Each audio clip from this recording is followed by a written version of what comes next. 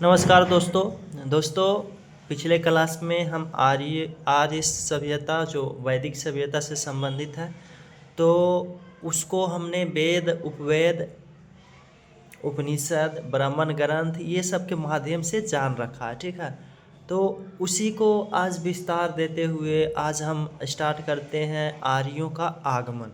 ठीक है, कि भारत में जो आर्यों के कि आर्य कहाँ से आए थे आखिर में। सिंधु सभ्यता जब पतन उसका हुआ तो एक महान सभ्यता के रूप में 250 वर्ष बाद 1500 ईसा पूर्व के देखने को मिलता है। तो ये जो सभ्यता मिलती है देखने को, तो उसमें आर्य जो स्थापना उसका करता है वैदिक सभ्यता का, तो ये आर्य लोग आए कहाँ से। ठीक है, तो आर्यों के मूल निवास क्या था, किस मूल से वो आए थे। तो आर्यों के मूल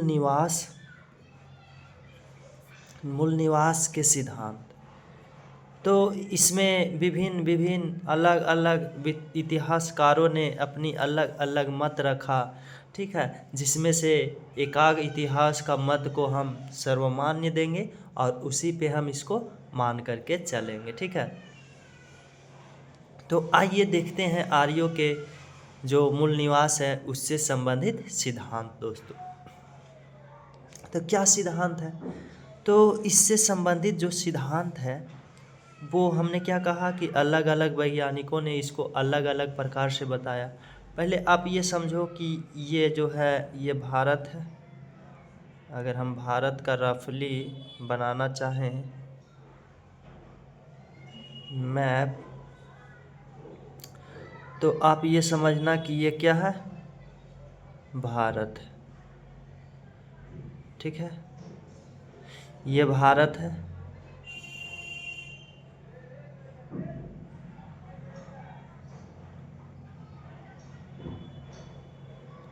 ये भारत में आर्यों का। अच्छा दोस्तों, ये जो भारत है ये छोटा पड़ जा रहा है। ये जो भारत है ना, यहीं पे, अच्छा यहाँ पाकिस्तान आपका है, इस एरिया में अफ़गानिस्तान या मध्य एशिया इधर है। ठीक है, और ये तिब्बत क्षेत्र है। ये कौन सा क्षेत्र है, तिब्बत क्षेत्र है, तिब्बत क्षेत्र। अब कहता है कि यहाँ पर भारत में जो आर्यों का आगमन हुआ, उस आगमन को कि लेकर जो विवाद है इतिहासकारों में उसको समझते हैं। तो बाल गंगाधर तिलक कहते हैं, कौन, बाल गंगाधर तिलक जी क्या कहते हैं कि ये सब जो आए थे ना वो इस क्षेत्र से आए थे, यानी तिब्बत क्षेत्र से। कहाँ से आए थे, तो तिब्बत क्षेत्र से आर्य लोग जो आए हैं वो पशुपालन, सॉरी दोस्तों, पशु को चराते चराते चराते चराते वो क्या करते थे, एक कबीला के रूप में, बहुत सारा एक ग्रुप के रूप में पशु को चराते थे। ठीक है, बहुत सारा पशु रखते थे और वो पशुओं को चराते चराते जिस तरफ देखता था कि मैदान में घास है, पशुओं को चारा है, उस तरफ आगे बढ़ते जाते थे वे लोग। तो वो उसी तरह से पशुओं को चराते हुए वो भारत आ गया तिब्बत क्षेत्र से। ये कौन कह रहे हैं, तो बाल गंगाधर तिलक कह रहे हैं। ठीक है, तो बाल गंगाधर, लेकिन इसको मान्य नहीं दिया गया। ठीक है, फिर दूसरा दयानंद सरस्वती है दोस्तों। जो बाल गंगाधर तिलक हमने बताया, ये सॉरी दोस्तों, ये आर्कटिक क्षेत्र से है। कौन सा क्षेत्र से है, आर्कटिक क्षेत्र से। एक होता है अंटार्कटिक क्षेत्र और एक आर्कटिक क्षेत्र, मतलब इधर वाला क्षेत्र से। ठीक है, तो ऊपर वाला क्षेत्र से आया अंटार्कटिक, नीचे होता है। वर्ल्ड मैप अगर देखेंगे विश्व के मानचित्र, तो ऊपर वाला क्षेत्र में आर्कटिक है और नीचे, सॉरी, उत्तर वाला को आर्कटिक और दक्षिण वाले को अंटार्कटिक। ठीक है, तो आर्कटिक क्षेत्र से कौन कहते हैं, बाल गंगाधर तिलक। और हमने जो तिब्बत अभी बताया था वो दयानंद सरस्वती कहते हैं। कौन कहते हैं दोस्तों, तो दयानंद सरस्वती दयानंद सरस्वती कहते हैं कि तिब्बत क्षेत्र से आए थे। आर्य कहाँ से आए थे, तो ये जो तिब्बत क्षेत्र है ना, तो इस क्षेत्र से आए थे। ठीक है, इसको भी मान्य नहीं दिया गया। फिर तीसरा आपको आता है अविनाश चंद्र दास। कौन, अविनाश चंद्र दास। ये सब आप नहीं भी याद रखोगे तो कोई दिक्कत नहीं है। चंद्रदास ये कहते हैं ना कि सप्त सैंधव प्रदेश, कहाँ से, सप्त सैंधव प्रदेश। सप्त सैंधव प्रदेश मतलब वैसा क्षेत्र जो 7 नदियों से सिंचित है, वो है दोस्तों पंजाब, हरियाणा, ये वाला एरिया जो है ये है। तो कहता है इस क्षेत्र से मतलब कि वो बिलोंग करते थे, आए थे, ठीक है। तो इस क्षेत्र में थे तो भारत में ही थे, ठीक है। तो कहता है इस क्षेत्र से थे कौन, अविनाश चंद्र दास कहते हैं कि सप्त सैंधव क्षेत्र। सप्त सैंधव क्षेत्र हम बताएंगे कि जो 7 नदियों से मतलब सिंचित एरिया है, क्षेत्र है, उसी को सप्त सैंधव, सप्त मतलब 7, तो 7 नदियों से जो सिंचित क्षेत्र है उससे आए थे, वो कौन कहते हैं, तो अविनाश चंद्र दास कहते हैं, ठीक है।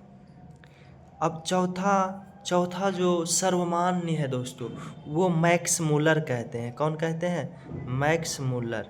मैक्स मुलर कहते हैं कि मध्य एशिया, इस भाग से, मध्य एशिया से आए थे। कहाँ से आए थे, मध्य एशिया से, ठीक है। तो ये एक प्रोफेसर पेनका है दोस्तों, प्रोफेसर कौन है, पेनका है। इन्होंने कहा कि जर्मनी के मैदान से आए थे। कहाँ से आए थे, जर्मनी के मैदान से।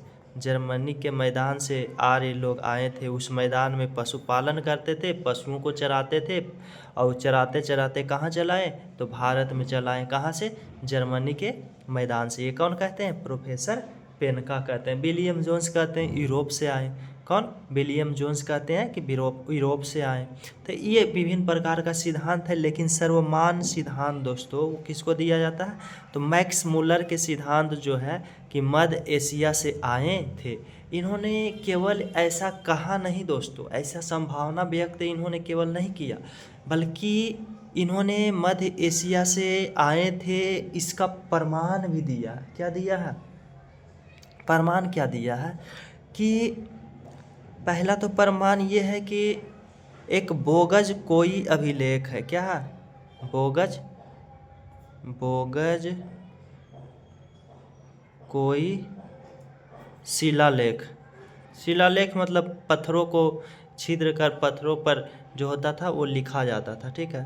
तो शिलालेख, जो बोगज कोई शिलालेख है, उस बोगज कोई शिलालेख से क्या जानकारी मिलता है कि देखो ये 1400 ईसा पूर्व, 1400 ईसा पूर्व, इतना पुराना अभिलेख है। 1400 ईसा पूर्व का अभिलेख है। इस अभिलेख में ये जानकारी मिलता है कि यहाँ के जो लोग थे वो 4 प्रकार के, कहाँ के, मध्य एशिया से।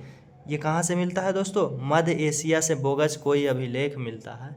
हम दूसरे स्लाइड लेकर बताते हैं कि आर्यों के आगमन से हम देख रहे हैं, आर्यों के मूल निवास या आगमन से संबंधित सिद्धांत। तो आर्यों के जो आगमन हम देख रहे हैं, तो इसमें हमने कहा कि मैक्स मुलर, जो सर्वमान्य क्या है, मैक्स मुलर। ये मैक्स मुलर क्या कहते हैं, तो ये कहते हैं कि मध्य एशिया से आए थे। कौन, आर्य। कहाँ से आए थे, मध्य एशिया से। मध्य एशिया से आए थे आर्य। इसका क्या उन्होंने प्रमाण दिया, तो पहला तो प्रमाण है, पहला प्रमाण बोगस कोई शिलालेख, बोगस कोई शिलालेख। ये जो शिलालेख है वो कितना पुराना है, 1400 ईसा पूर्व, 1400 ईसा पूर्व को मिलता है ये, ठीक है। तो इतना पुराना शिलालेख है। इस शिलालेख में दोस्तों क्या जानकारी मिलता है, इस शिलालेख से जो जानकारी मिलता है वो मिलता है 4 देवता का। किसका, 4 देवता। और ये बोगज कोई अभिलेख कहाँ मिला है, तो ये जो बोगज कोई अभिलेख है वो मध्य एशिया से मिला है। कहाँ से मिला है, मध्य एशिया से। शिलालेख जो है बोगज कोई, वो कहाँ से मिला है, मध्य एशिया से, जिसमें 4 देवता का वर्णन किया गया है। कितने देवता का, 4 देवता का वर्णन। वो है इंद्र है, इंद्र, दूसरा मित्र है, और तीसरा दोस्तों आपका है वरुण, और चौथा है नासत्य। नासत्य, इंद्र, मित्र, वरुण, नासत्य। इंद्र जैसा कि आप जानते हो कि किस चीज़ का देवता है, तो इंद्र जो है दोस्तों वो वर्षा के देवता है। किसका देवता है? वर्षा के देवता, वर्षा के देवता है। इंद्र ही वर्षा कराते हैं ऐसा बोला जाता है, ठीक है। तो इंद्र वर्षा के देवता। मित्र जो है सूर्य को कहा गया। किनको कहा गया? सूर्य को कहा गया। सूर्य से आप भली भांति परिचित हो। तो इंद्र वर्षा के देवता, सूर्य कौन है? मित्र। वरुण जो है ये भी आप शायद जानते होंगे कि वायु का देवता है। किसका देवता है? वायु, जो हवा है उसका देवता है, ठीक है। नसत्य युवा का देवता है। युवा जो युवक है ना उसका देवता नसत्य। तो युवा का देवता नसत्य हो गया। ये 4 देवताओं का क्या मिलता है दोस्तों? तो वर्णन मिलता है, जानकारी मिलता है। कहाँ के अभिलेख से? तो ये जो शिलालेख से, तो मध्य एशिया के जो शिलालेख है, मध्य एशिया के शिलालेख से ऐसा जानकारी मिलता है। क्या मिलता है? ऐसा वर्णन मिलता है। और 600 ईसा पूर्व भारत में भी ऐसा देखा गया है दोस्तों। कब? 600 ईसा पूर्व। इंद्र, मित्र, वरुण, नसत्य, इन चारों देवताओं को 600 ईसा पूर्व भारत में भी देखा गया है। आप बताओ, वहाँ तो बहुत पहले है, कहाँ से लोग? अच्छा, संभावना ये भी, लोग विरोध में ये भी कह सकता है, ऐसा तो भी हो सकता है कि भारत से ही लोग गया हो। कहाँ पे? भारत से ही लोग गया हो मध्य एशिया में, और भारत के लोग जो इस इंद्र, मित्र, वरुण, नसत्य का पूजा करता हो, तो वहाँ भी इसका मिला है प्रमाण मध्य एशिया में, क्योंकि भारत का लोग गया। लेकिन नहीं, समय देखा जाता है। कार्बन डेटिंग से हमने बताया कि कार्बन पद्धति C14 जो होता है, C14 के माध्यम से समय निर्धारित किया जाता है पुराने वस्तुओं का, पुराने जो भी कंकाल है, पुराने पत्थर चट्टान है, ये सब का एज निर्धारित किया जाता है। तो इसमें 1400 ईसा पूर्व मिलता है बोगस कोई अभिलेख। कहाँ से? मध्य एशिया से। और यहाँ वाला जो भारत में मिलता है वो 600 ईसा पूर्व। तो 600 ईसा पूर्व तो बाद का समय है, और पहले का समय कौन है? तो ये है, बहुत पहले हो जाता है। 1400, 800 वर्ष पहले का ये बात हो जाता है इसके तुलना में, ठीक है। तो पहले यहाँ मिलता है, तो यहाँ संभावना है कि यहाँ के लोग ही क्या होगा, तो यहाँ पे आए होंगे, भारत में आए होंगे, ठीक है। तो आपने समझ लिया कि पहला क्या है, बोगस कोई अभिलेख से, शिलालेख से क्या मिलता है कि 4 देवता के, मध्य एशिया के लोग 4 देवता, इंद्र, मित्र, वरुण, नसत्य, और यहाँ भी चारों देवताओं को पूजा कर किया जाता था। भारत में इंद्र, मित्र, वरुण, नसत्य। तब कहा जाता है कि मध्य एशिया से संस्कृति से या धर्म से भारत के धर्म मिल रहा है, मतलब देवता मिल रहा है, अर्थात मध्य एशिया के लोग भारत में, और मध्य एशिया में जो है पुराना है और भारत वाला नया है, तो मध्य एशिया से ही यहाँ पे आए होंगे। और दोस्तों, और आप जानो दूसरा, पहला तो प्रमाण क्या था? प्रमाण पहला था, हम केवल बात नहीं करेंगे, हम सिद्ध भी करेंगे कि ऐसा है तो क्यों है। प्रमाण पहला क्या था? 4 देवता, इंद्र, मित्र, वरुण, नसत्य। कौन कौन? इंद्र, मित्र, वरुण और नसत्य, ठीक है। ये 4 देवताओं का वर्णन मिलता है। फिर हमने बताया दोस्तों कि इसके बाद दूसरा प्रमाण जो मिलता है वो मिलता है मानव का कंकाल। मानव का कंकाल। अच्छा, मानव का कंकाल, मानव का जो अस्थियां है, हड्डियां है, उसका कंकाल है, मरने के बाद जो दफनाया गया तो उसका जो कंकाल मिला है, उस कंकाल को मध्य एशिया वाले लोगों से, मध्य एशिया के लोगों के कंकाल से मिलता जुलता है। भारत वाले लोग के कंकाल मध्य एशिया वाले लोगों के कंकाल से क्या होता है? मिलता जुलता है, मिलता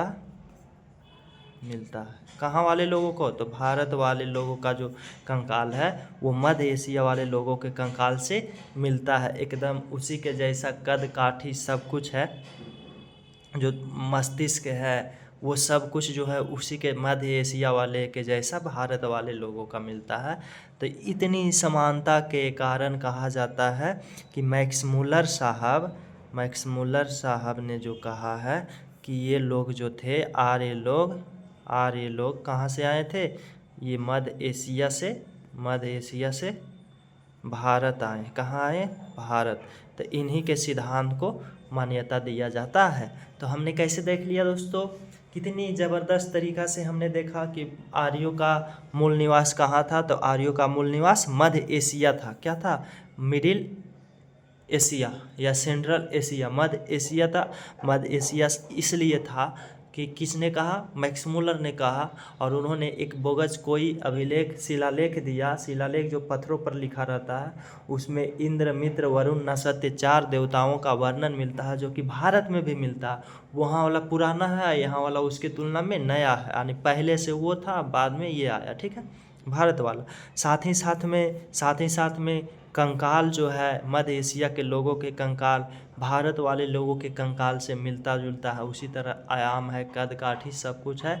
तो इसलिए इसको कहा जाता है कि आर्य का जो भारत में आगमन हुआ था, वो कहाँ से हुआ है? तो मध्य एशिया में हुआ है, मध्य एशिया से हुआ है। ठीक है, तो आगमन संबंधित हमने जानकारी देख लिया दोस्तों। और हम देखेंगे दो इसका साक्ष्य भी हमने देखा, एक बोगस कोई और दूसरा हमने क्या देखा? तो मानव कंकाल तंत्र। बोगस कोई जो कि 1400 ईसा पूर्व मिलता है। अब आर्यों को भारत में आ गया आर्य, तो भारत में आर्यों का विस्तार, आर्यों का भारत में विस्तार। अब जो विस्तार हुआ आर्यों का भारत में, वो कैसे कैसे कौन कौन से क्षेत्र में कब कब गया। ठीक है, तो पहले तो दोस्तों ये मध्य एशिया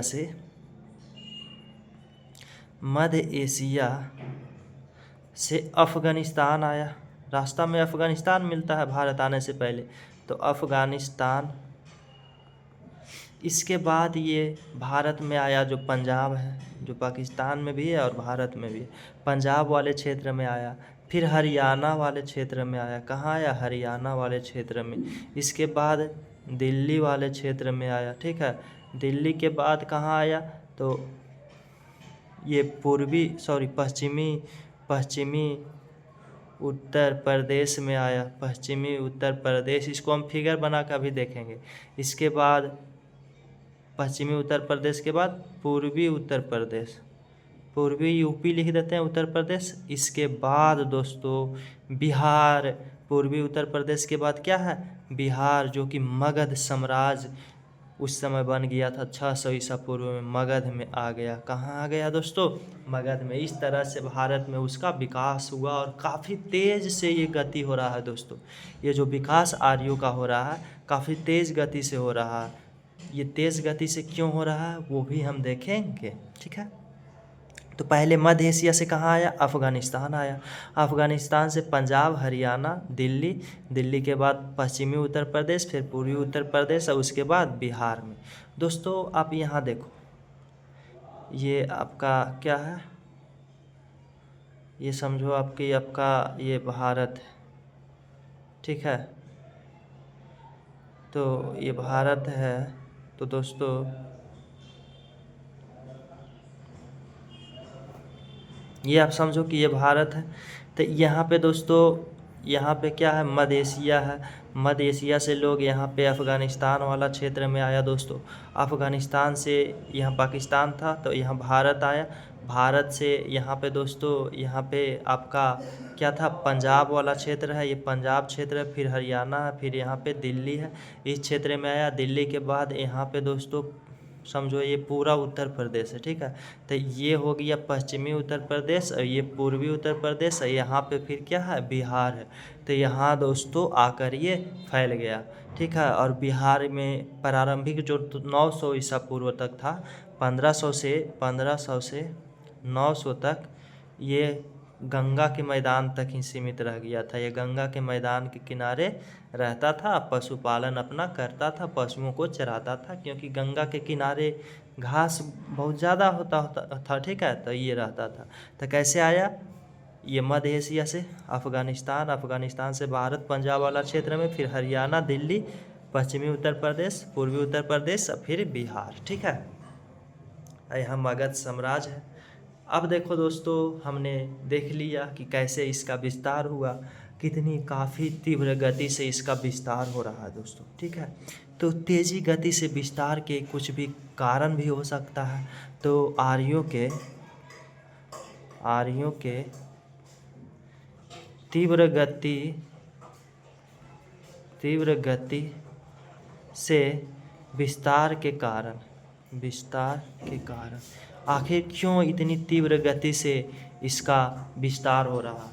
तो इसका दोस्तों कारण आप देखो कि ये जो लोग थे ये रथों को खींचने के लिए तेज गति वाले घोड़ा का मतलब कि क्या करते थे, उपयोग करते थे। और वो सिंधु सभ्यता के लोग तो घोड़ा से परिचित भी नहीं थे दोस्तों। ठीक है, लोथल में हमने बताया कि मिला है, लेकिन वो ऐसा कहा जाता है कि वो उतना उस स्तर पे नहीं मिला, वो व्यापार के लिए व्यापारी लेकर आए होंगे। ठीक है, तो यहाँ पे आर्यों के जो तीव्र गति से विस्तार है उसका कारण पहला है दोस्तों कि ये रथों को तेज गति से खींचने वाले घोड़े का प्रयोग करते थे। तेज गति से खींचने वाले किसका, घोड़े का उपयोग करते थे, घोड़े का प्रयोग करते थे। तो रथों को तीव्र गति से खींचने वाले घोड़े का प्रयोग करते थे। दूसरा दोस्तों, जो कि किसी भी औद्योगिक क्रांति लाने के लिए ज़रूरी है धातु, उस धातु का नाम है लौह, मतलब लोहा। तो ये लोहा का हथियार, लोहा का क्या बनाते थे, हथियार, लोहा का प्रयोग हथियार बनाने में करते थे। तो इसका लोहा का हथियार बनाना काम था। लोहा का दोस्तों सिंधु सभ्यता में तो लोहा से परिचित भी लोग नहीं थे, वो सब तांबा कांसा ये सब से परिचित थे। तो चूँकि लोहा जो होता है ज़्यादा क्या होता है, दृढ़ होता है, ज़्यादा कठोर होता है। इसका आप जितना चाहो नुकीली धार वाली, नुकीली और धारदार, ठीक है, या धार वाली क्या बना सकते हो, औजार बना सकते हो, जिससे आप युद्ध में आपको सफलता मिलेगी। साथ साथ में आप खेती में इसके कारण बहुत सारा उपयोगी होगा। ठीक है, तो ये सब कारण है दोस्तों इसके तीव्र गति से विस्तार में। ठीक है, युद्ध में ये लोग जो थे युद्ध में कवच का प्रयोग करते थे। कवच मतलब शरीर को ढकने के लिए। ठीक है, तो कवच का प्रयोग करते थे, कवच का प्रयोग, जिसके कारण इसे अजेय कहा जाता था कि ये मतलब कभी इसका पराजय नहीं, अजेय है ये, क्या है, पराजय नहीं इसका हो सकता है। किसके कारण, तो युद्ध में कवच के प्रयोग के कारण। ठीक है, और दोस्तों एक और इसका कारण है तीव्र गति से विस्तार के कारण कि ये लोग राष्ट्र के प्रति समर्पित थे। क्या थे, राष्ट्र के प्रति समर्पित। ये लोग जो अपने राष्ट्र बना रहे थे भारत में, उसके प्रति ये लोग क्या थे, समर्पित थे। ठीक है, तो पहला क्या हो गया कि आर्यों के तीव्र गति, सभी देखो ना दोस्तों, आपको विजुअलाइज होगा, दिखेगा कि क्या है, रथों को तेज गति से खींचने वाले घोड़ा का प्रयोग कर रहा, लोहा का प्रयोग हथियार के रूप में कर रहा, कवच, युद्ध में कवच का प्रयोग कर रहा है, जिसके कारण इसे अजेय कहा जाता है कि युद्ध में ये अजेय थे, मतलब किसी से पराजय नहीं हो सकते थे। ठीक है, फिर ये राष्ट्र के प्रति समर्पित थे। ये हल जुताई करते थे दोस्तों, जिसमें लोहा के औजार का प्रयोग करते थे, जिससे काफ़ी ज़्यादा मिट्टी का मतलब कि खुदाई होता था। ठीक है, तो ये इस कारण से कृषि भी ज़बरदस्त तरीक़ा से होता था।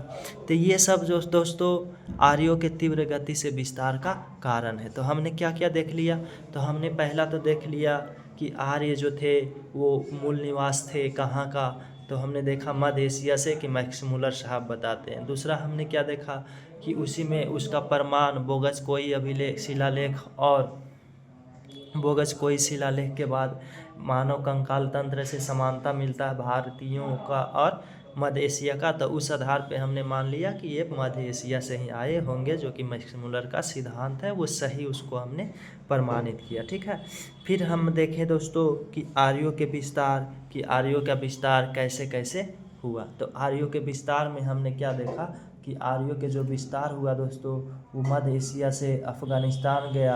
अफ़गानिस्तान के बाद ये लोग कहाँ पे आए, पंजाब वाला क्षेत्र में आया, हरियाणा, दिल्ली, पश्चिमी उत्तर प्रदेश, पूर्वी उत्तर प्रदेश और बिहार में आया। ठीक है, इस प्रकार से इसका विस्तार हुआ। तीव्र गति से विस्तार के कारण हमने क्या देखा कि तीव्र गति से विस्तार के निम्नलिखित कारण है। पहला तो है कि ये सब लोग जो थे घोड़े का प्रयोग रथ खींचने में करते थे, जो कि सिंधु घाटी सभ्यता के लोग उसको जानते भी नहीं थे घोड़े के बारे में।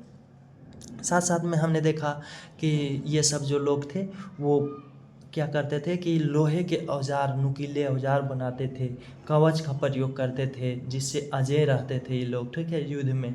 साथ साथ में एक और बात देखें कि ये लोग जो थे वो राष्ट्र के प्रति समर्पित थे दोस्तों। राष्ट्र के प्रति क्या थे, राष्ट्र के लिए जान भी देने को ये लोग तैयार थे, ठीक है। फिर आर्यों की भौगोलिक स्थिति हम देखते हैं, क्या देखते हैं दोस्तों, तो आर्यों के मतलब भूगोल के दृष्टिकोण से भौगोलिक स्थिति, भौगोलिक स्थिति में हम क्या देखते हैं कि भौगोलिक स्थिति में हम क्या देखते हैं, मैदान देखते हैं, किस क्षेत्र से परिचित थे। भौगोलिक स्थिति में पर्वत देखते हैं, भौगोलिक स्थिति में नदियाँ देखते हैं, मरुस्थल देखते हैं दोस्तों, ये सब देखते हैं, ठीक है। तो ये देखेंगे भौगोलिक स्थिति में हम देखेंगे किस क्षेत्र से परिचित थे, किस क्षेत्र से परिचित थे।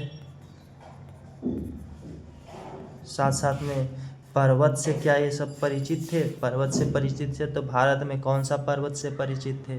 और इसके बाद हम देखेंगे मरुस्थल से क्या ये लोग परिचित थे, मरुस्थल से परिचित थे। और देखेंगे नदियाँ से परिचित थे, नदियाँ से परिचित थे तो वैसा कौन सा नदी है जिससे ये लोग परिचित थे, ठीक है। तो दोस्तों ये लोग जो थे वो क्षेत्र में देखो, आप देखो यहाँ पे आप समझना कि सप्त सैंधव प्रदेश हमने बता रखा है ना, सप्त सैंधव प्रदेश से परिचित है। ये सप्त सैंधव प्रदेश क्या है, तो हमने कहा 7 नदियों से सिंचा हुआ, 7 नदियों से, जिस क्षेत्र में 7 नदियाँ गुजरती है उस क्षेत्र को क्या कहा जाता है, सप्त सैंधव क्षेत्र। जैसे हरियाणा पंजाब वाला क्षेत्र था, ठीक है। पर्वतमाला से ये सब परिचित थे। भारत में 2 पर्वतमाला दोस्तों, कितना, 2 पर्वतमाला से परिचित थे। एक तो आपका हिमालय, क्या है, हिमालय है, और दूसरा आपका दोस्तों क्या कहा जाता है, अरावली, क्या, अरावली। सबसे प्राचीन पर्वत है अरावली। कौन सा पर्वत, भारत के सबसे पुराना पर्वत दोस्तों अरावली पर्वत है। कौन सी पर्वत है, अरावली पर्वत है, ठीक है। साथ साथ में ये लोग मरुस्थल से भी परिचित थे, जिसको धन्व कहा जाता था। मरुस्थल को क्या कहा जाता था, धन्व, क्या दोस्तों, धन्व कहा जाता था। मरुस्थल को ऋग वैदिक काल, हम किस काल को देख रहे हैं, ऋग वैदिक काल, जो कि 1500 से कितना ईसा पूर्व है, 1000 ईसा पूर्व है। इसके बाद हम देखेंगे उत्तर वैदिक काल, ठीक है। तो हमने देखा कि ये सब जो क्षेत्र से परिचित है, सप्त सैंधव प्रदेश जो 7 नदियों से सिंचाई था, हिमालय और अरावली पर्वत से ये लोग परिचित थे। मरुस्थल में धन्व मरुस्थल से ये लोग परिचित थे, ठीक है। तो धन्व मरुस्थल को ही कहा जाता था। मरुस्थल क्या होता है, वैसे क्षेत्र जहाँ पे बारिश होती, मतलब जहाँ पे पानी का कोई स्रोत नहीं होता, पानी नहीं होता है, केवल रेत ही रेत होता है, वो मरुस्थल। वहाँ पे कृषि नहीं किया जाता है तो उसको मरुस्थल था। मरुस्थल से भी ये लोग परिचित थे। क्या नदियाँ से परिचित थे दोस्तों, ये सब 21 नदियाँ से परिचित थे। भारत में कितनी नदियाँ से, 21 नदियों से परिचित थे, जिसमें से सबसे प्रमुख नदी सिंधु नदी। कौन सा नदी, सिंधु नदी, जो कि किसके लिए भी था, सिंधु सभ्यता के लोगों के लिए भी था। और सबसे पवित्र नदी जो था, प्रमुख था सिंधु नदी, अब पवित्र सरस्वती नदी। कौन सी नदी, सरस्वती नदी, जो कि अभी विलुप्त हो गई है, ख़त्म हो गई है, अब इसकी अब ये जो है नहीं पता चलता है। तो इसको सरस्वती नदी को घग्गर नदी भी कहा जाता है, हाकरा घग्गर, तो घग्गर नदी भी कहा जाता है। अब हाकरा घग्गर चैनल के नाम से अब जाना जाता है, ठीक है। जमुना, गंगा, ये सबसे ये लोग परिचित थे। गंगा नदी और जमुना नदी, क्या, गंगा जमुना। गंगा शब्द का प्रयोग, गंगा नदी का प्रयोग 1 बार ऋग्वेद में किया गया है, और जमुना का प्रयोग दोस्तों 3 बार किया गया है। जमुना का वर्णन कितना बार किया गया है ऋग्वेद में? तो जमुना का जो वर्णन किया गया है जमुना नदी का, वो 3 बार ऋग्वेद में किया गया, और गंगा नदी का वर्णन ऋग्वेद में कितने बार किया गया है? 1 बार किया गया है। ठीक है, तो ये भी हमने देख लिया इसका भौगोलिक स्थिति, कि भौगोलिक स्थिति क्या है, किस क्षेत्र से ये परिचित है। सप्त सैंधव प्रदेश से परिचित है, पर्वतमाला, हिमालय और अरावली। अरावली जो पर्वत है, ये लोग जो पर्वतमाला कितना 2 से परिचित थे, 2 से। एक क्या है आपका, तो एक तो आपका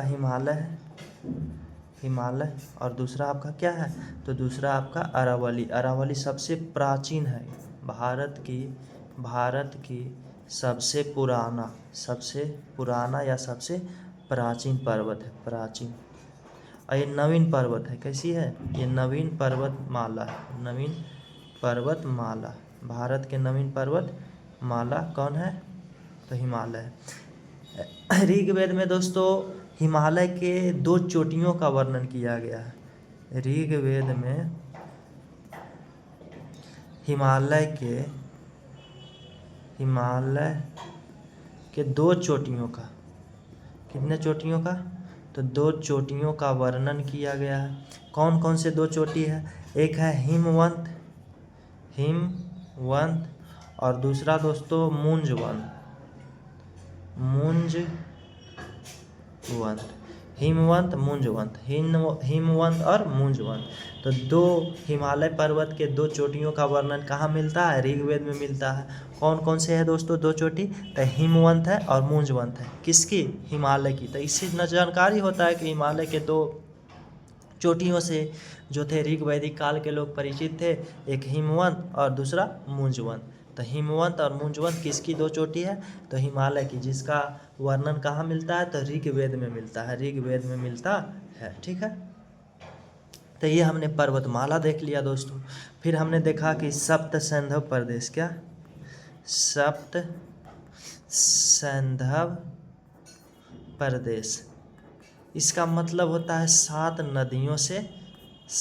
नदियों से सिंचा गया प्रदेश या क्षेत्र। 7 नदी कौन कौन थे? तो वो 7 नदी थे दोस्तों, 2 तो आपका, एक तो आपका था सिंधु, और एक आप और जान रहे हो कि एक था सरस्वती। कौन सा? सरस्वती। इसी को घग्गर भी कहा जाता है, घग्गर कहा जाता है। क्या कहा जाता है? घग्गर कहा जाता है। और दोस्तों सरस्वती हो गया। फिर ये झेलम से परिचित थे, झेलम, चेनाब, रावी, ब्यास। झेलम, चेनाब, रावी, ब्यास। ठीक है, सिंधु नदी, सरस्वती नदी, झेलम, चेनाब, रावी, ब्यास और एक सतलुज। क्या दोस्तों? सतलज। इन नदियों से ये परिचित थे।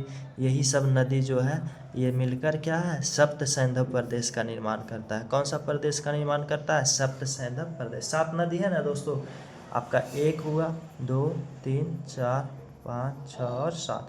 इसका जो प्राचीन नाम था, प्राचीन नाम क्या था? तो सिंधु को तो दोस्तों, जो कि अभी सिंध बोला जाता है, तो इसका सिंधु था। सिंध अभी भी बोला जाता है सिंधु को। ठीक है, और सरस्वती जो घग्गर है, घग्गर नदी जिसको सरस्वती भी कहा जाता है दोस्तों, ये दृश्यदत्ती था। क्या? दृश्यदत्ती नदी। कौन सा नदी? दृश्यदत्ती नदी। झेलम नदी, वितस्ता। क्या? वितस्ता नदी, इसका पुराना नाम वितस्ता नदी। ये सब आप याद कर लेना। ठीक है, चेनाब नदी दोस्तों, चेनाब का अस्किनी कहा जाता था। क्या कहा जाता था? चेनाब का नहीं दोस्तों, चेनाब का सॉरी, हाँ, अस्किनी। चेनाब का अस्किनी कहा जाता था। क्या कहा जाता था? तो झेलम का वितस्ता, चेनाब का अस्किनी और रावी का परुशनी। रावी जो है इसको क्या नाम था? परुशनी नदी। कौन सी नदी? परुशनी नदी। ठीक है, और ब्यास का विपाशा। ब्यास का क्या नाम था दोस्तों? तो विपाशा। ठीक है, और आपका सतलुज को सतुद्री। क्या? सतुद्री। तो ये प्राचीन है दोस्तों नाम ये सब नदियों का। तो 7 नदी सप्त सैंधव प्रदेश 7 नदी मिलकर बनाता है, जिसमें से सिंध नदी है जिसका प्राचीन नाम सिंधु था, अभी सिंध भी बोला जाता है। ठीक है, घग्गर जो कि हाकरा घग्गर है, तो ये जो है दृशदती नदी है। कौन सी नदी है? दृशदती नदी के नाम से जाना जाता था। झेलम झेलम वितस्ता से नाम से जाना जाता था। चेनाब जो है अस्किनी के नाम से, रावी रावी परुष्णी या ब्यास विपाशा, सतलुज जो है शत्रुद्री नदी के नाम से जाना। तो यही जो 7 नदियां हैं दोस्तों, ये जिस क्षेत्र से गुजरता है उस क्षेत्र को क्या कहा जाता है दोस्तों? सप्त सैंधव प्रदेश कहा जाता है। क्या कहा जाता है? सप्त सैंधव प्रदेश। तो हमने नदी देख लिया, इसका पर्वत देख लिया दोस्तों। मरुस्थल हमने बता दिया कि मरुस्थल को ये सब लोग क्या कहता था? तो धन्व कहता था। क्या कहता था? तो धन्व कहता था इसको, मरुस्थल को। ठीक है, धन्व ये सब कहते थे। हिमालय के 2 चोटियों से ये लोग परिचित थे। वर्णन ऋग्वेद में मिलता है हिमालय के 2 चोटियों का। कौन कौन? हिमवंत और मुंजवंत नामक चोटी का परिचय मिलता है, वर्णन मिलता है। ठीक है, अब देखेंगे सामाजिक व्यवस्था। इसके पहले हम मैप में आपको दिखा देते हैं ये सब नदियाँ। तो मैप में अगर हम देखना चाहें दोस्तों, तो आप समझो कि ये भारत आपका, सॉरी, आपका ये जो है ये भारत है। ठीक है,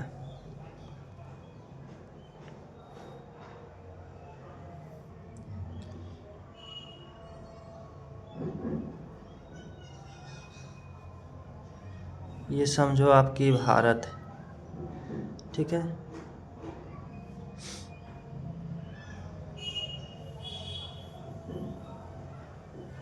अगर आपका ये भारत है, ठीक है ना, ये भारत है, तो इसमें दोस्तों ये भारत है, तो इसमें जो यहाँ से निकलता है सिंधु नदी। कौन सा नदी? तो सिंध नदी या सिंधु नदी। ठीक है, यहाँ से सिंधु नदी निकलता है, और सिंधु नदी इस क्षेत्र से लद्दाख होते दोस्तों यहाँ पे ये निकल जाता है पाकिस्तान में। ठीक है, कहाँ से निकल जाता है? नंगा पर्वत होते हुए ये पाकिस्तान में चला जाता है। ठीक है, पाकिस्तान में मिठानकोट पर चला जाता है। मिठानकोट मतलब यहाँ पे जाके मिलता है ये सब नदियाँ। तो ये पाकिस्तान में चला जाता है। ये कौन सी नदी है? सिंधु नदी। इसी नदी के किनारे सिंधु सभ्यता थी, बसा हुआ यहाँ पे। ठीक है, ये सिंधु सभ्यता है। और यहाँ से लोग, अब देखो ये सब लोग यहाँ पे देखो आपको दोस्तों, आपका ये झेलम नदी निकल रही है। कौन सी नदी है? समझो आपकी ये झेलम है, और ये जो है चेनाब है। कौन सी नदी है? चेनाब नदी है और झेलम नदी है। ठीक है, झेलम हो गया आपका और चेनाब हो गया। फिर दोस्तों यहाँ से आपको निकलता है रावी नदी, जो यहाँ जाके मिल जाता है इसी में झेलम में। फिर ब्यास नदी, और ब्यास जो है यहाँ से सतलुज नदी को अपना जल दे देता है। ठीक है, और ये सब नदी जाके मिल जाता है सिंधु में। कहाँ मिल जाता है? सिंधु में। यहाँ से ब्यास हमने बताया, और ये आपका सतलुज, तो सतलुज में मिल जाता है। ठीक है, और सभी नदियाँ जाकर कहाँ अपना जल छोड़ता है? तो सिंधु नदी के ये पाकिस्तान के मिठानकोट में। कहाँ? मिठानकोट में मिल जाता है सिंधु नदी से, और सिंधु नदी में अपना जल छोड़ देता है। ठीक है, कहाँ पे मिल जाता है? मिठानकोट में सिंधु नदी से। तो यही जो दोस्तों, यही जो क्षेत्र है ना, जो 7 नदियाँ बहती है, उस क्षेत्र को क्या कहा जाता है? सप्त सैंधव क्षेत्र कहा जाता है। सप्त सैंधव क्षेत्र मतलब 7 नदियों से सिंचित जो क्षेत्र है, इसी में यहाँ पे दोस्तों आपका था क्या? सरस्वती नदी। ठीक है, घग्गर जिसको कहा जाता है, ये नदी थी। फिर हमने बताया, ये तो आपने देख लिया सप्त सैंधव क्षेत्र। फिर हिमालय के 2 पर्वत, 2 चोटी से परिचित थे। कौन? हिमवंत और मुंजवंत। तो यहाँ पे दोस्तों आपका हिमालय है, ये जो क्षेत्र है ये आपका क्या है? हिमालय वाला क्षेत्र है। जो नवीन पर्वत है ये आपका हिमालय वाला क्षेत्र है। ठीक है, तो ये हिमालय पर्वत है, ये क्या है आपका? हिमालय पर्वत है। ठीक है, तो ये हिमालय के क्षेत्र से परिचित थे। हिमालय की 2 चोटी हिमवंत और मुंजवंत के बारे में ऋग्वेद में चर्चा मिलता है। ठीक है, तो हिमालय यहाँ पूरा, ठीक है, आया हुआ है। फिर यहाँ पे दोस्तों आपका अरावली पर्वत है। कौन सा पर्वत है? तो अरावली पर्वत है, ये अरावली पर्वत से भी ये लोग परिचित थे। तो ये दोस्तों आपका रहा पर्वत से परिचित होने का और शब्द संदर्भ क्षेत्र से परिचित का। हमने भारत में इसका मैप बना के दिखा दिया आप लोगों को, ताकि आप ज़्यादा बार इसको मतलब ज़्यादा ध्यान रहे। फिर हमने बताया कि नदी में 21 नदी से ये सब परिचित थे। कितनी नदी से? 21 नदी से, जिसमें से प्रमुख सिंधु नदी थे। कौन सा नदी? सिंधु नदी, ये प्रमुख नदी। तो आर्य का प्रमुख नदी सिंधु नदी, और जो पवित्र नदी थी, पवित्र नदी वो कौन थी? तो वो सरस्वती नदी, सरस्वती। सरस्वती के और नाम से ये लोग जानते थे, नदी तमा कहते थे, नदी तमा, मदे तमा, मदे तमा, और देवी तमा। क्या नहीं लग रहा है नाम से भी पवित्र जैसा? देवी तमा। तो ये सब क्या नाम से जानते थे सरस्वती नदी को? तो नदी तमा, मदे तमा, देवी तमा। ये आप जरूर ध्यान रखना दोस्तों, नदी तमा, देवी तमा, मदे तमा, ठीक है, ये नाम से जानते थे। अब हम देखेंगे आर्यों के क्या, तो हमने देख लिया दोस्तों भौगोलिक विस्तार देख लिया। पहले तो उसका आगमन देखा, कहाँ से आया, कैसे आया, ठीक है। फिर उसका विस्तार हमने देख लिया, कैसे कैसे भारत के विभिन्न क्षेत्रों में विस्तार हुआ। फिर हमने उसको विस्तार देखते हुए भौगोलिक क्षेत्र देखा दोस्तों। क्या देखा? भौगोलिक क्षेत्र। अब हम देखते हैं सामाजिक व्यवस्था, कि इसका जो सामाजिक व्यवस्था था, सामाजिक व्यवस्था, और ये सब किस काल में हम देख रहे हैं दोस्तों? ये आप ध्यान रखना था, ऋग वैदिक काल, ऋग वैदिक काल, ऋग वैदिक काल, जो कि कहाँ से है? 1500 से 900 ईसा पूर्व, 1500 ईसा पूर्व से 900 ईसा पूर्व है ऋग वैदिक काल। तो दोस्तों इसका जो समाज है, क्या समाज, ये समाज को अगर हम देखें, किसको? समाज को। तो समाज में वर्ण व्यवस्था देखेंगे। क्या देखेंगे? वर्ण व्यवस्था देखेंगे। प्रारंभिक विभाजन कैसे था, मतलब वो देखेंगे कि प्रारंभिक तौर पे वर्ण व्यवस्था में कैसे विभाजन था।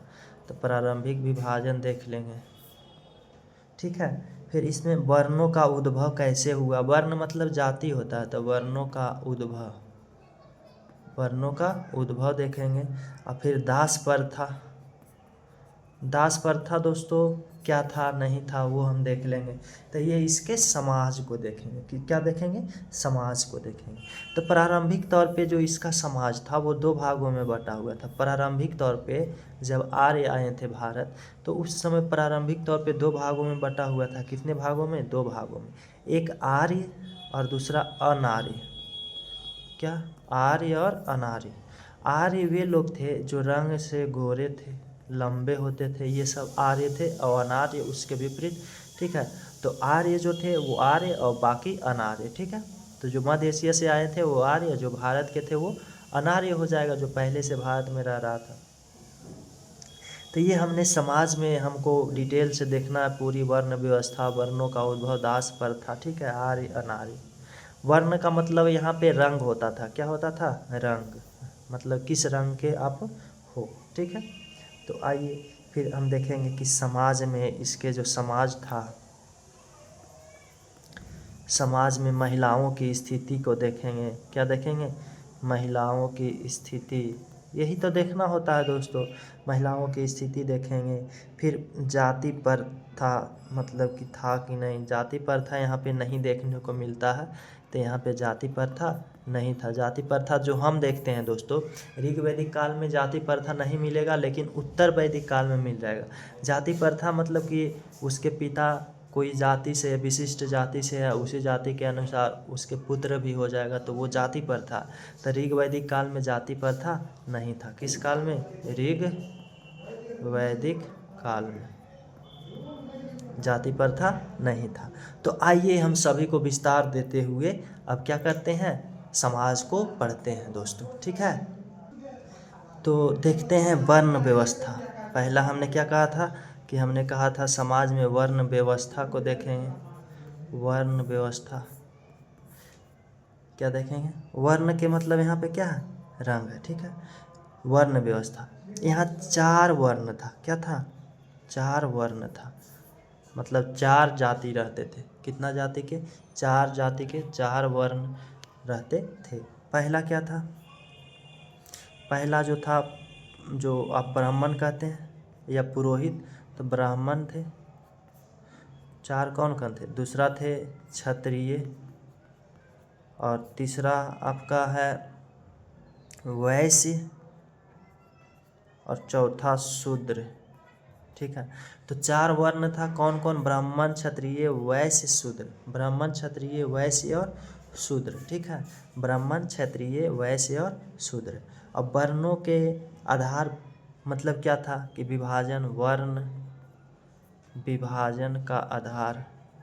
किस आधार पर दोस्तों? वर्ण विभाजन का आधार मतलब किस आधार पर वर्ण का विभाजन, जाति का विभाजन किया जाता था? तो ये जो वर्ण विभाजन का आधार था वो कर्म था, कि आप क्या कर्म कर रहे हो, क्या काम कर रहे हो, उस आधार पे आपका विभाजन। मतलब आप अगर व्यापारी कर रहे हैं तो आप व्यापारी वाला वर्ग में जाएंगे, आप अगर बढ़ई वाला काम तो बढ़ई वाला। ऐसे था दोस्तों। आज तो है कि पिता जो है, उस समय ऐसा देखने को मिलता था कि एक ही घर में ब्राह्मण, क्षत्रिय, वैश्य तीनों जाति मतलब कि मिल गया। माता ब्राह्मण, पिता क्षत्रिय, पुत्र वैश्य। ऐसे कैसे? तो आप देखो, वर्ण का जो विभाजन था किस आधार पे था? कर्म के आधार पर। तो कर्म क्या था? तो देखो, वर्ण विभाजन, वर्ण कितना था? 4 था। तो ब्राह्मण है, क्षत्रिय है, वैश्य है और शूद्र है। शूद्र। ब्राह्मण का क्या काम था? तो ये जो है धर्म और शिक्षा को संभालता था, धर्म और शिक्षा को देखता था, तभी तो इसकी स्थिति आज भी सही है ब्राह्मण का। ठीक है, पुरोहित भी इसको कहा जाता है। ब्राह्मण वह धर्म और शिक्षा को देखता था।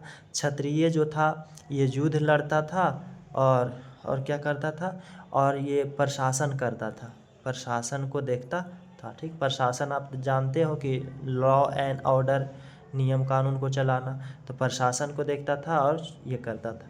वैश्य था। वैश्य क्या था? तो वैश्य मतलब व्यापारी, तो व्यापार जो करता था उसको वैश्य वर्ग में रखा गया था। ठीक है, जैसे आज जनरल है, ओबीसी है, वैसे नहीं था। यहाँ पे ब्राह्मण, क्षत्रिय, वैश्य, शूद्र। ब्राह्मण जो धर्म और शिक्षा संबंधी काम करता था, और जो क्षत्रिय युद्ध और प्रशासन करता था क्षत्रिय, और वैश्य व्यापार जो करता था, और शूद्र जो था वो सेवक था।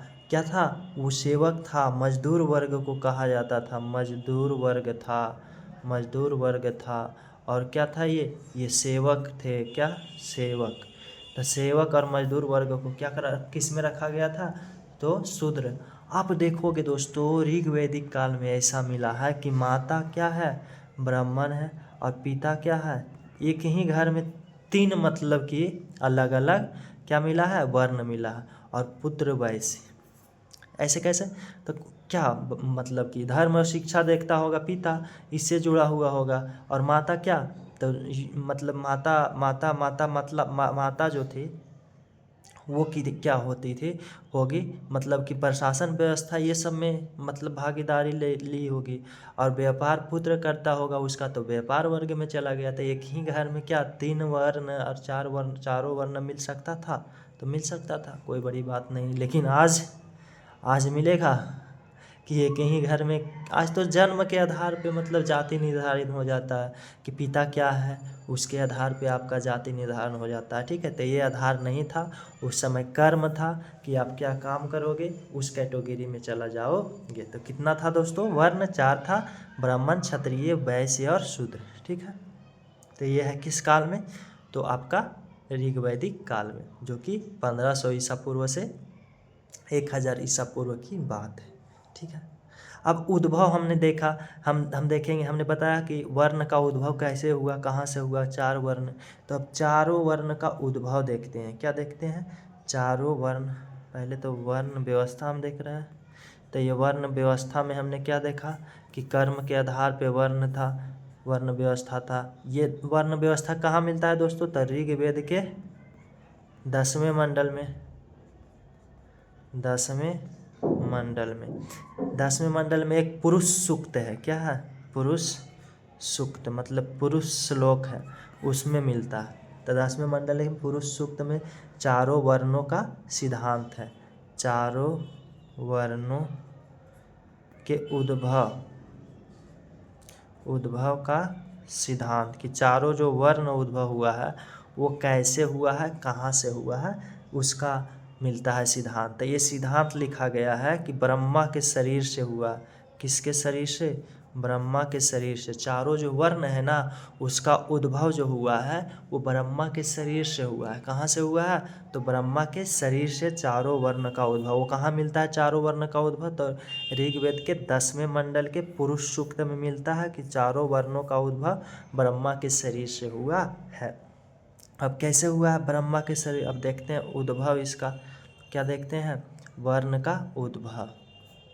तो कहाँ से हुआ है? तो ब्रह्मा के शरीर से हुआ है। कहाँ से? ब्रह्मा के शरीर से। ब्रह्मा के शरीर से कैसे कैसे हुआ है? कौन सा अंग से कौन सा वर्ण हुआ है? तो ऐसा कि ब्रह्मा के मुंह से या मुख से आप कह सकते हो, मुख से। तो मुख से जो हुआ है वो आपका ब्राह्मण वर्ग। कौन सा वर्ग? तो ब्राह्मण हुआ। ब्राह्मण का जो वर्ण है वो उस 4 वर्ण है ना, ब्राह्मण, क्षत्रिय, वैश्य और शूद्र। तो ब्रह्मा के मुख से उद्भव हुआ, मुख से उत्पन्न हुआ क्या? ब्राह्मण। और इसके ब्रह्मा के मतलब कि क्या कहा जाता है उसको दोस्तों, कि ब्रह्मा के भुजाएं जो हाथ होता है, तो भुजाओं से क्षत्रिय मतलब बल होना चाहिए। भुजाओं में बल होता, तो भुजाओं से क्षत्रिय। भुजाओं से किसका उद्भव हुआ है? क्षत्रिय। और ब्रह्मा के जांघ से दोस्तों, जांघ से वैश्य मतलब व्यापारी वर्ग। क्या? व्यापारी वर्ग। और इसके पैरों से दोस्तों, पैरों से शूद्र। मतलब कि देखो क्या कह दिया यहाँ पे, विभेद कर दिया ना कि शूद्र जो हुआ है ब्रह्मा के पैर से। लेकिन हमें नहीं लगता है कि जिस प्रकार से समाज सोचता है कि पैर, अरे वो भी तो ब्रह्मा मतलब ईश्वर के कोई भी अंग है शरीर का, वो क्या किसी अंग से कम है? कोई भी नहीं। उनके नाखून भी अमृत है, ठीक है ना। तो ये मुख से हुआ है क्या? ब्रह्मा के मुख से। ये ब्रह्मा के मुख से ब्राह्मण, और ब्रह्मा के भुजा से क्षत्रिय, और जांघ से वैश्य, पैरों से शूद्र जाति वर्ण का उद्भव हुआ है। ठीक है दोस्तों, ये वर्ण व्यवस्था आपका रहा कि जो कि 10वें मंडल, ऋग्वेद के 10वें मंडल के पुरुष सूक्त में मिलता है कि ब्रह्मा के जो उद्भव के सिद्धांत है वो इससे मिलता है कि ब्रह्मा के शरीर से मतलब कि वर्ण का उद्भव हुआ है, जिसमें से मुख से ब्राह्मण, भुजा से क्षत्रिय और जांघ से वैश्य, पैरों से शूद्र। तो ऋग्वैदिक काल तक जो है वो वर्ण का विभाजन किस आधार पे रहता था? तो कर्म के आधार पे। किस आधार पे? कर्म के आधार पे होता था। ठीक है। अब दोस्तों हमने कहा कि दास प्रथा देखेंगे। क्या? दास प्रथा। ये दास प्रथा क्या था? तो दास प्रथा मतलब दूसरे के घर में जाकर काम करना। दूसरे के घर में घरेलू जो काम होता है उसको करना, तो काम करना, घरेलू काम, खाना बनाना, जो भी है, कपड़ा धोना, ये करना, साफ सफाई का, तो उसको दास कहा जाता था। दास कौन होते थे? तो दास में पुरुष भी हो सकता था और महिला भी हो सकती थी। पुरुष और महिला दोनों जो है वो दास हो सकते थे। ठीक है।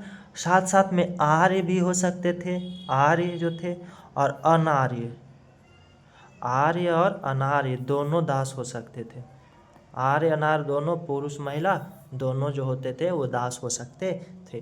तो ये दोस्तों दास प्रथा है कि दास प्रथा थी, मतलब प्रचलन में, दास प्रथा प्रचलन में थी। दास प्रथा जो थी वो प्रचलन में थी, जिसमें से दास का क्या काम था? तो दास जो था वो घर में साफ सफाई, कपड़ा, घरेलू काम के लिए वो मतलब कि थी, जिसमें कि नर नारी मतलब पुरुष और महिला दोनों, और आर्य और अनार्य दोनों हो सकता था क्या? दास दोस्तों। ठीक है। इसके बाद हमने कहा कि हम महिलाओं की स्थिति देखेंगे। क्या देखेंगे? तो महिलाओं की स्थिति। ठीक है, कि महिलाओं की स्थिति जो कि सिंधु सभ्यता में मातृसत्तात्मक था, और ये वैदिक सभ्यता में पितृसत्तात्मक हो गया, तो महिलाओं की स्थिति पर क्या प्रभाव पड़ा, ये कैसा स्थिति था। तो दोस्तों महिलाओं की जो स्थिति थी, महिलाओं की स्थिति वो अच्छी थी। क्या थी? अच्छी थी। यहाँ पे मातृसत्तात्मक समाज नहीं रहा, फिर भी महिलाओं की स्थिति क्या थी? अच्छी थी दोस्तों। इसको महिलाओं को जो कुछ अधिकार मिला था, कुछ अधिकार क्या क्या था करने का, वो आप देखो। तो महिलाओं का अधिकार था, पहला शिक्षा का अधिकार, शिक्षा का अधिकार। और दूसरा दोस्तों विधवा विधवा पुनर्विवाह, विधवा पुनर्विवाह का अधिकार था। और इसको इसको दोस्तों विधवा पुनर्विवाह का अधिकार था, साथ साथ में इसको संपत्ति का अधिकार था। किसका अधिकार था? संपत्ति का अधिकार, मतलब संपत्ति इसका भी हक है पिता के संपत्ति पे। साथ साथ में इसको कुछ राजनैतिक अधिकार था। क्या था? राजनीतिक अधिकार, राजनीतिक अधिकार। तो हम राजनीतिक व्यवस्था बताएंगे तो वहाँ पे बताएंगे क्या अधिकार था। तो ये विद्वत और सभा सभा दोनों में जा सकते थे, दोनों में भाग ले सकते थे। विद्वत और किस में? सभा। विद्वत ये प्राचीन मतलब की व्यवस्था था, जो कि मतलब इसमें महिलाएं भाग ले सकती थी। और ये सभा में भी भाग ले सकती थी। ये हम राजनीतिक व्यवस्था में बताएंगे, इसका आगे वाला भाग। ठीक है, अगला पार्ट राजनीतिक व्यवस्था ही हम बताएंगे। ठीक है, तो महिलाओं की स्थिति कैसी थी? अच्छी थी। इसको शिक्षा मिलेगा तब तो वो महिला की स्थिति अच्छी ही रहेगी। विधवा पुनर्विवाह, संपत्ति का अधिकार, राजनीतिक अधिकार, और दोस्तों इसको उपनयन संस्कार का अधिकार था। उपनयन संस्कार का अधिकार। उपनयन संस्कार क्या होता है कि उपनयन संस्कार मतलब बाल को मुंडन करके गुरु के समीप, उप मतलब समीप होता है, नयन मतलब जाना, तो गुरु के समीप जाना, ये संस्कृत वर्ड है दोस्तों। तो गुरु के समीप जाकर विद्या लेने का अधिकार था। उपनयन संस्कार कहता है कि बाल को मुंडवाकर और गुरु के समीप बैठकर विद्या लेना। तो ये कौन सी संस्कार है? तो उपनयन संस्कार है। क्या है? उपनयन संस्कार। तो ये महिलाओं की थी। साथ साथ में विनियोग प्रथा, विनियोग प्रथा का अधिकार था। विनियोग प्रथा थी दोस्तों महिलाओं के लिए। कौन सी प्रथा? विनियोग प्रथा। ये विनियोग प्रथा क्या होता है? विनियोग प्रथा दोस्तों, विनियोग प्रथा था ना, कि मतलब विनियोग प्रथा जो होता है, ये होता है कि अगर विनियोग प्रथा आप समझना कि अगर आप अब ध्यान से सुनोगे तो समझ जाओगे। ठीक है, अगर किसी महिला का पुत्र नहीं हो रहा है, संतान नहीं हो रहा है दोस्तों, पुत्र या पुत्री, ठीक है, संतान नहीं हो रहा है, अपने पति से संतान नहीं हो रहा, तो वो महिला किसी दूसरे पुरुष के साथ संबंध बना करके अपने संतान उत्पन्न कर सकती है।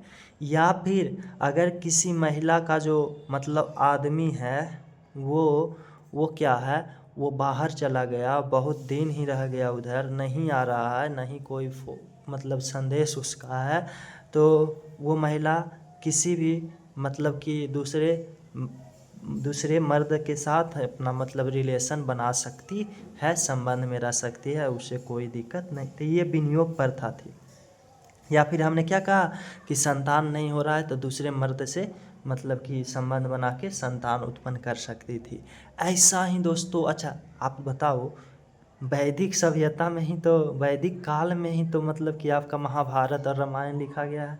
ठीक है, तो ऐसा ही प्रथा दोस्तों, आप समझो, इसी प्रथा के द्वारा आपका जो पांडु थे ना, पांडु और इनके भाई धृतराष्ट्र, पांडु के 5 पुत्र पांडव जिसको हम कहते हैं, और धृतराष्ट्र के कौरव जो कि कितना था, 101 पुत्र था। कितना था? 101 पुत्र, जिसमें से एक सबसे जो नालायक मतलब सबसे जाना जाता है वो क्या था? दुर्योधन। ठीक है, ये पांडु में था भीम, नकुल, सहदेव, युधिष्ठिर, अर्जुन, ये 5 थे। तो ये जो पांडु और धृतराष्ट्र दोनों जो पैदा हुआ वो विनियोग प्रथा के द्वारा ही हुआ था दोस्तों। किस प्रथा के द्वारा? विनियोग प्रथा के द्वारा। कौन? हमने बताया विनियोग प्रथा कि दूसरे मर्द के साथ, अपने समझो कि पति से नहीं हो रहा बच्चा तो दूसरे मर्द से क्या कर सकता है? वो संबंध बना सकती है और बच्चा उत्पन्न कर सकती है। ठीक है, तो हमने कहा कि पांडु जो किसका? पांडव का। पांचों पांडव के ये पिता थे। पांचों पांडव के पिता, पांचों पांडव के पिता थे। और ये है धृतराष्ट्र। पांडु के भाई धृतराष्ट्र और पांडवों के चचा। ठीक है, धृतराष्ट्र, ये धृतराष्ट्र दोस्तों। ठीक है, ये भी मतलब कि ये जो है कौरवों के पिता। कौरव कितना था? 101 था। ठीक है, जिसमें दुर्योधन एक फेमस है। ठीक है, खलनायक है वो। तो हमने कहा कि पांडु और धृतराष्ट्र, इनके माता का नाम दोस्तों, माता का नाम अंबिका। क्या था? अंबिका माला कुछ करके ऐसे ही था। ठीक है, तो अंबिका बाला जो भी है, ये नाम था इनके माता का। तो माता इनके पिता के द्वारा पुत्र नहीं, संतान नहीं उत्पन्न हो रहा था। तो एक ऋषि जो महर्षि, उनका नाम था महर्षि कृष्ण द्वैपायन, महर्षि कृष्ण द्वैपायन। इसी के द्वारा हमने कहा कि सबसे पहले इन्होंने वेदों को लिखा था। वेदों को इन्होंने ही तो लिखा था। और एक वेद व्यास, महर्षि द्वैपायन और एक वेद व्यास। ठीक है, तो महर्षि द्वैपायन के मतलब संबंध से, अब आशीर्वाद समझो, संबंध देखो तो जैविक पिता जो है इनका क्या है? आपका वरदान समझो, जो भी है तो पुत्र इन्हीं का ना। तो इनका जो जैविक पिता है, जो जन्म जिसके द्वारा पांडु और धृतराष्ट्र लिया था, वो महर्षि कृष्ण द्वैपायन है। पिता दूसरे थे। ठीक है, तो ऐसे अब खुद दोस्तों ये पांचों पांडव जो थे वो खुद ये पांडु के पुत्र नहीं थे। क्यों नहीं थे? तो ये भी मतलब इनका भी जैविक पिता जो थे, पांडवों के जैविक पिता, वो मतलब दूसरे थे। मतलब जैविक पर ये विनियोग प्रथा के मतलब कि प्रयोग करके इनका जन्म हुआ, विनियोग। ठीक है, विनियोग प्रथा के द्वारा, जिसमें करण का तो आप जानते ही हो। तो करण तो बाद में, पहले है, उसको छोड़ो। ठीक है, तो विनियोग प्रथा के द्वारा हुआ। कैसे हुआ दोस्तों? पांडु से क्या नहीं हो रहा था संतान उत्पन्न? तो पांडु को एक श्राप दिया गया था एक ऋषि के द्वारा। ठीक है, वो ऋषि जब हिरण के वेश में था और ये मतलब पांडु गया था शिकार करने के लिए, तो हिरण को तीर मारा। तो फिर मतलब साधु प्रकट हुआ और साधु ने मतलब कि कहा जाता है कि वो साधु किसी नारी के साथ संबंध बना रहे थे। तो वो उन्होंने गुस्सा में आकर श्राप दे दिया कि जब तुम किसी भी नारी के साथ, पांडु, अगर तुम संबंध बनाते हो, सेक्सुअल एक्टिविटी करते हो ना, तो तुमका मौत हो जाएगा। क्या हो जाएगा? मौत हो जाएगा। तो ये तो अब किसी नारी के साथ संबंध बना ही नहीं सकते हैं पांडु। फिर भी पांडु जब मतलब गद्दी संभाला, शासन पे बैठा, ठीक है, राजा बना, तो इन्होंने 2 शादी किया। बताओ कितना शादी? 2 शादी। जबकि ये जानते थे कि हम किसी के साथ संबंध नहीं बना सकते हैं। तो एक का नाम तो कुंती था और दूसरा का नाम मतलब कि माद्री। क्या? माद्री। अब राजा है तो सुंदर सुंदर रानियां होंगी। ठीक है, तो कुंती से 3 पुत्र हुआ और माद्री से 2। माद्री से जो हुआ एक नकुल और सहदेव। नकुल और कौन? सहदेव। और 3 अर्जुन, भीम और युधिष्ठिर। अर्जुन, भीम और युधिष्ठिर जो हुआ कुंती से। लेकिन इसमें पांडु का कुछ भी रोल नहीं था, क्योंकि ये इनके जो जैविक पिता थे वो कोई और थे, वो ऋषि थे। क्या थे? ऋषि थे। क्योंकि इनसे तो संबंध बनाते ये तो मतलब इनका मृत्यु हो जाता। तो दोस्तों विनियोग प्रथा के द्वारा इन्होंने मतलब ऋषि से ये 5 पुत्र हुआ, कुंती का 3 और 2 माद्री का।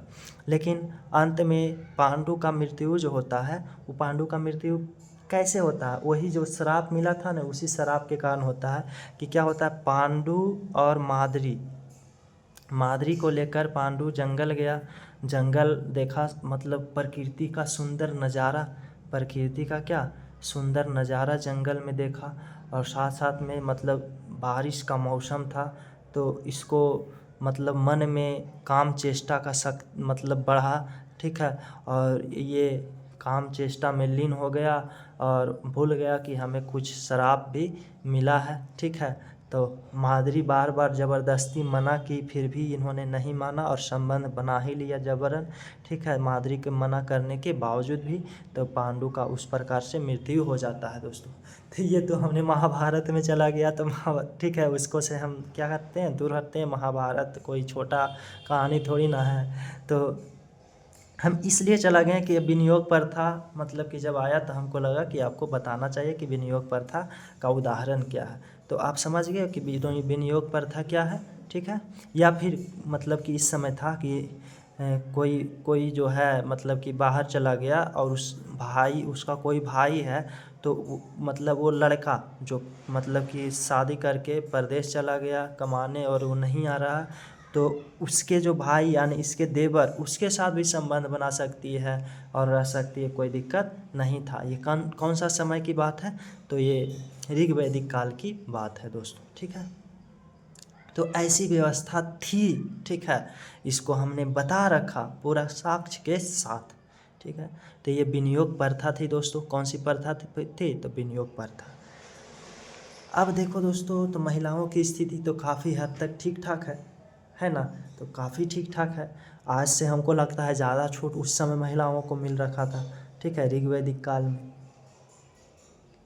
तो दोस्तों कुछ अन्य अधिकार भी हमने देख लिया कि क्या था। राजनैतिक अधिकार, संपत्ति का अधिकार, पुनर्विवाह, विधवा विवाह, शिक्षा का अधिकार दोस्तों। प्रचलन में जो मतलब कि नहीं थी नारियों के साथ, वो देखते हैं कि क्या नहीं प्रचलन में थी। प्रचलन में नहीं थी तो क्या प्रचलन में नहीं थी दोस्तों, वो आप देखो।